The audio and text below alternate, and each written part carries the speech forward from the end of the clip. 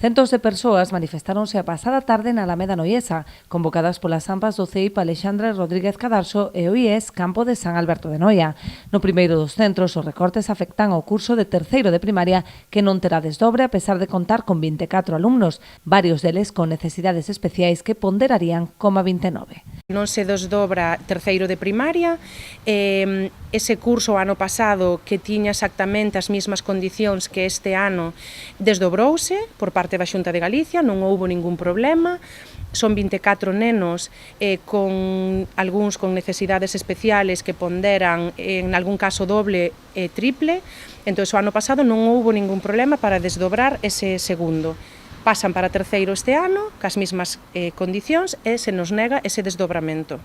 Entonces, claro, o inicio do curso para o novo equipo directivo está sendo moi complicado, sí que se desdobrou ese terceiro, que o fixo o equipo directivo, pero a costa do resto do centro, porque o resto do centro, que tamén hai clases con 24 alumnos, os docentes iban a prestar apoio a esas clases. Ao ter que desdobrarse terceiro cos profesores que hai actualmente no centro, os apoios que tiñan as outras aulas non o imos a ter. Entón, este desdobramento de terceiro que nos nega a Xunta perjudícanos a todo o centro.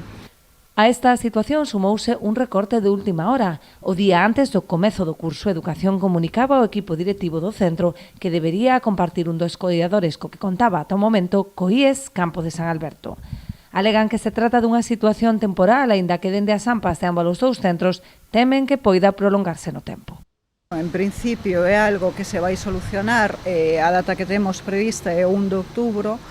pero, aínda que se solucione, o tema é que o problema estáse dando, están sufrindo, sea unha semana, sexan 3, ou non se solucione, porque tamén sabemos que, bueno,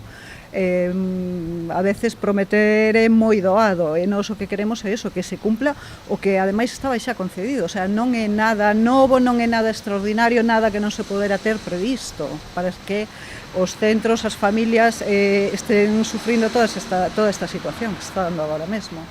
Esta concentración é a primeira dunha serie de protestas previstas como medida de presión para conseguir que Educación dea marcha atrás e manteña o mesmo persoal co que contaban os centros o curso pasado.